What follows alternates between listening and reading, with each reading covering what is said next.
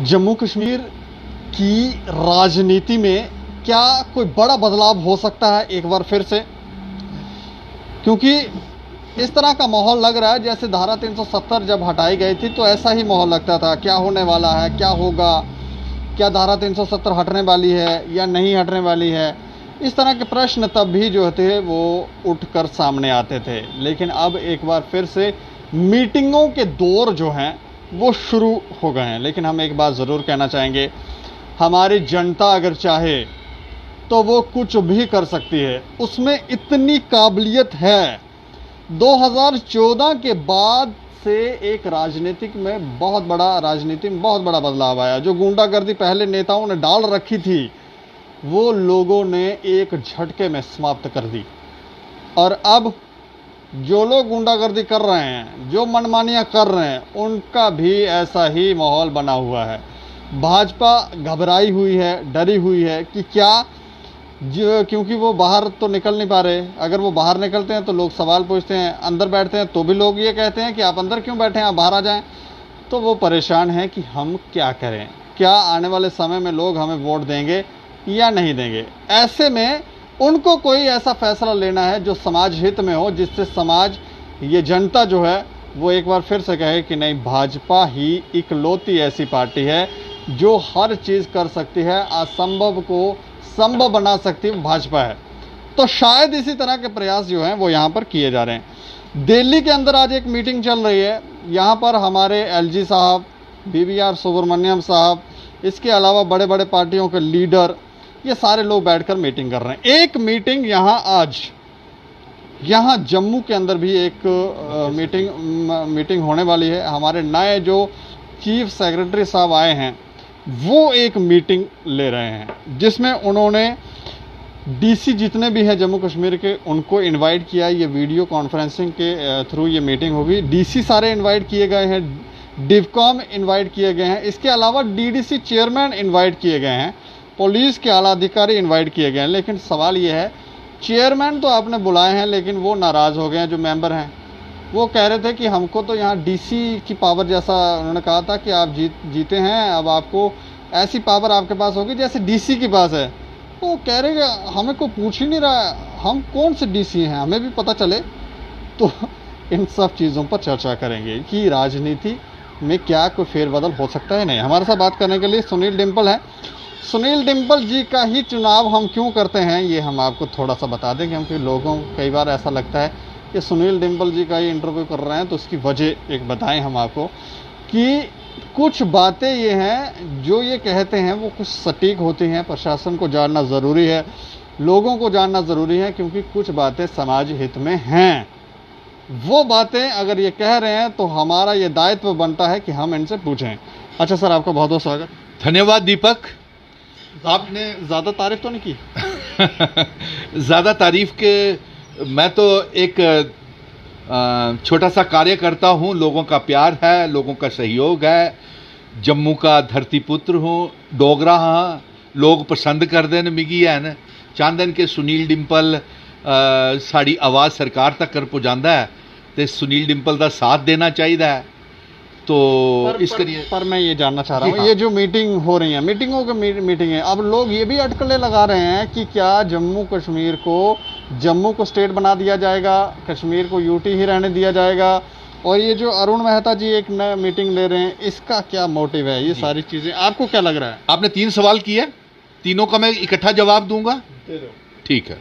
आपका पहला सवाल यह है कि राजनीतिक सरगर्मियां जम्मू कश्मीर में तेज हो रही हैं क्योंकि अमित शाह और केंद्र के मंत्रियों ने एलजी मनोज सिन्हा साहब के साथ और चीफ सेक्रेटरी और डीजी जम्मू कश्मीर पुलिस को लेकर के केंद्र में बैठकें की हैं गृह मंत्री जी ने।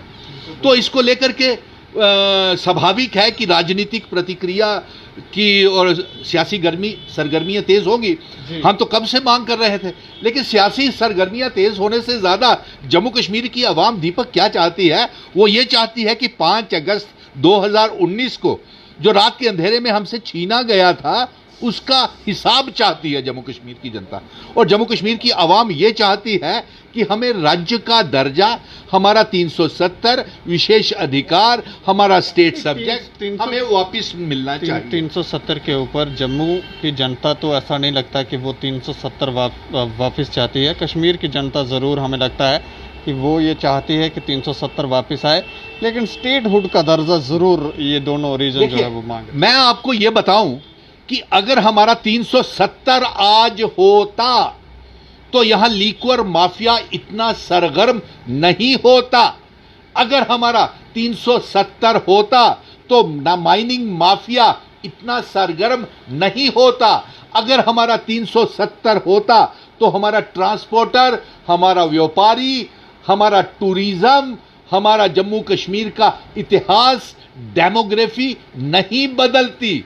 और आज तो आप कैसे कह सकते हैं दीपक, आज चंद दिन पहले मैंने खुद ही आप ही के स्टेट समाचार पे देखा था कि भारतीय जनता पार्टी के बाहर व्यापारी लोग, एक बहुत बड़ा तबका यह नारे लगा रहा था और साथ में बेरोजगार सीआईएसएफ, बीएसएफ, रहबरे खेल के बच्चे, टीचर्स, पीएचई, पीडब्ल्यूडी, पीडीडी के डेली वेजर्स, एसपीओज, होम गार्ड्स, ये नारे लगा रहे थे भारतीय जनता पार्टी के दफ्तर के बाहर कि हमसे बहुत बड़ी भूल हो गई कि जो हमने भारतीय जनता पार्टी को वोट दिए।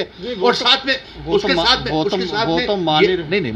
उसके साथ में उन्होंने ये भी नारे लगाए कि बहुत बड़ी भूल हो गई जो हमने दफा 370 को हटाया। लेकिन ये जो मीटिंगें हो रही हैं, इसमें क्या लग रहा है आपको कि स्टेट हुड का दर्जा मिलने वाला जम्मू वालों को? मिलेगा, लेकर के रहेंगे। ये ऐसी फांस सुनील डिंपल ने मिशन स्टेटहुड खड़ा कर दिया है जिसका हिसाब देश के प्रधानमंत्री नरेंद्र मोदी जी को और गृह मंत्री अमित शाह को, जो हम दो और हमारे दो, अंबानी और अडानी के सहारे चल रहे हैं ये दोनों, तो इनको देना पड़ेगा। मिला क्या? और दूसरा मैं ये आपको कहूं कि आज मेरे जम्मू में इतने लोग परेशान हैं कि इतनी शराब की दुकानें खोल दी गई हैं कि माताएं, बहनें, बच्चे सारे परेशान हैं और इतने काले कानून हम पे थोपे जा रहे हैं।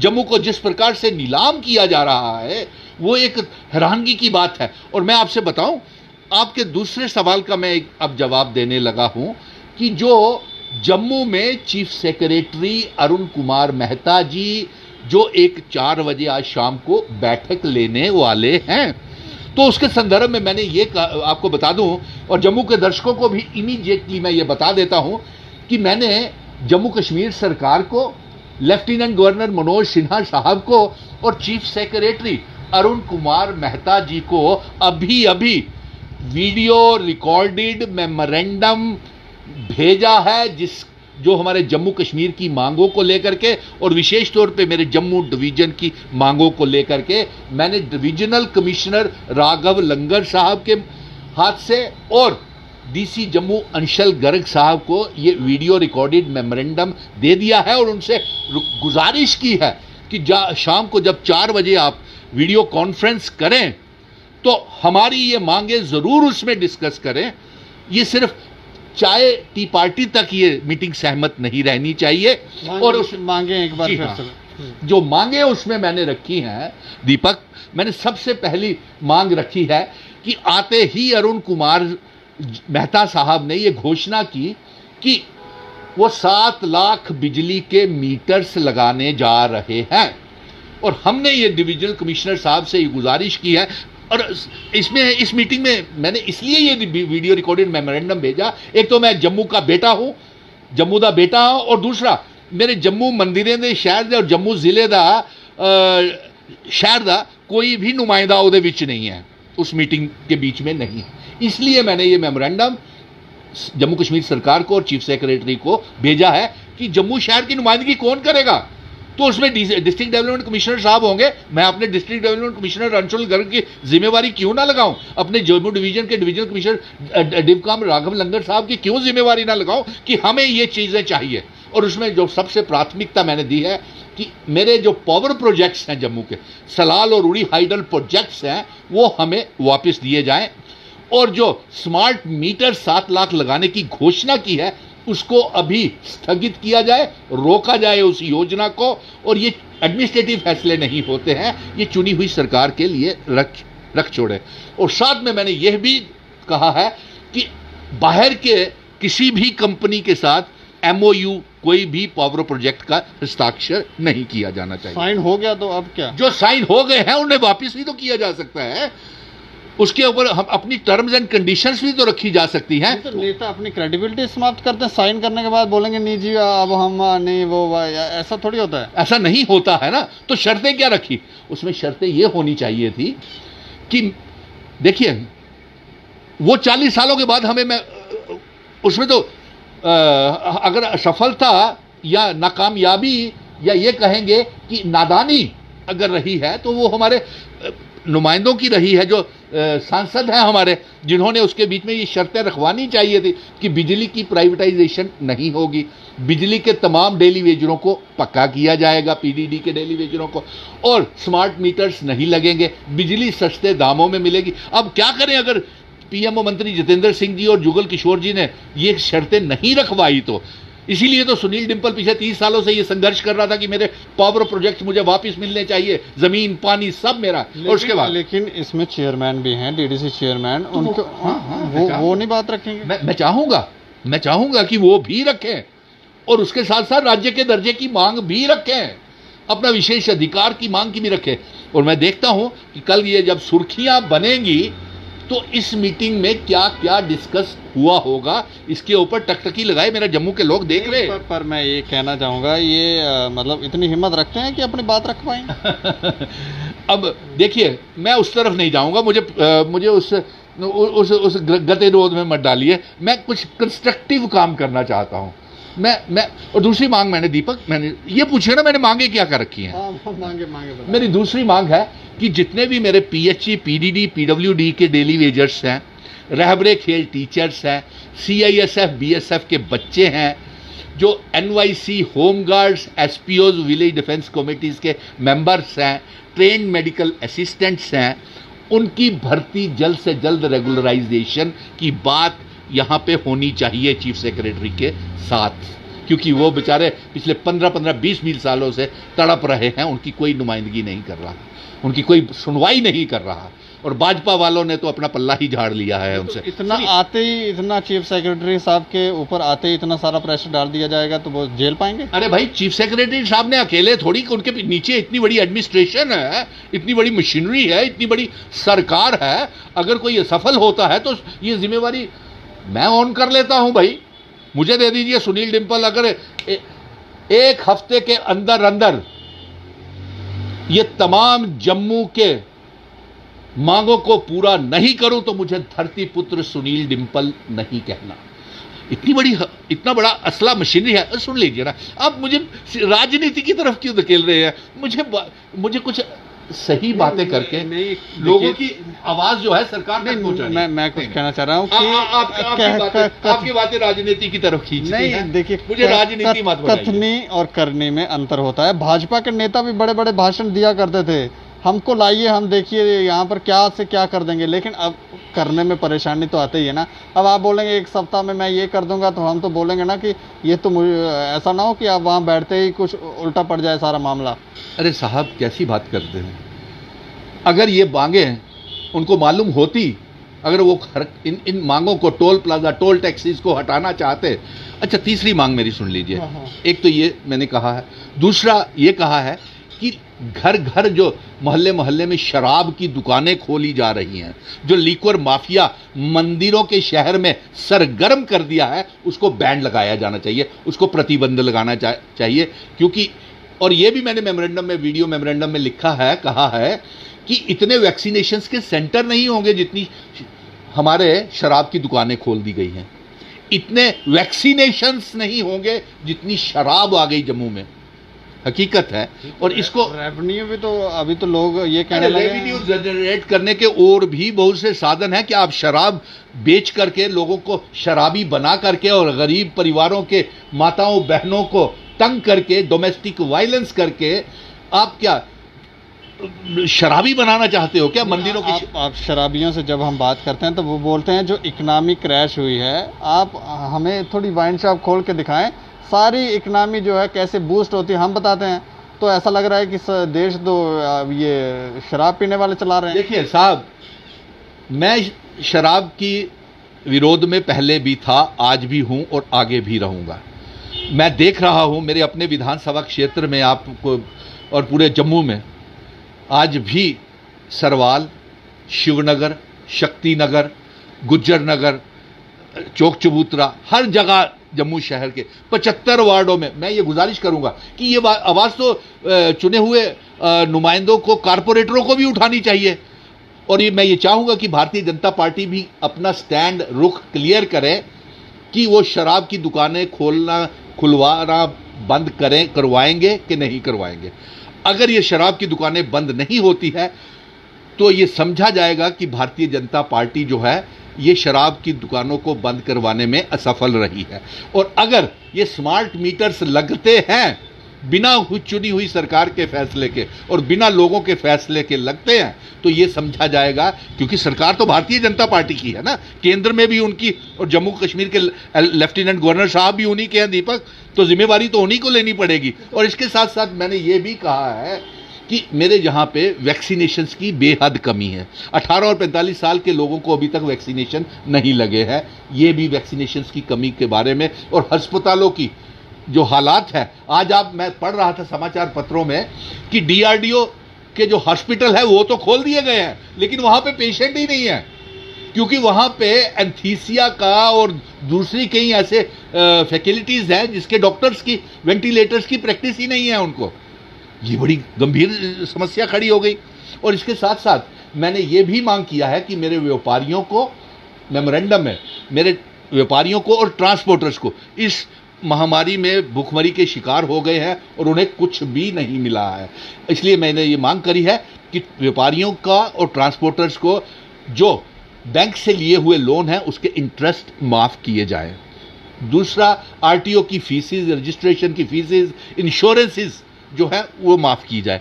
और जो बिजली के किराए हैं, रेस्टोरेंट, होटल्स, फैक्ट्रीज, मॉल्स चल नहीं रहे हैं तो उनके बिजली के किराए भी माफ़ होने चाहिए।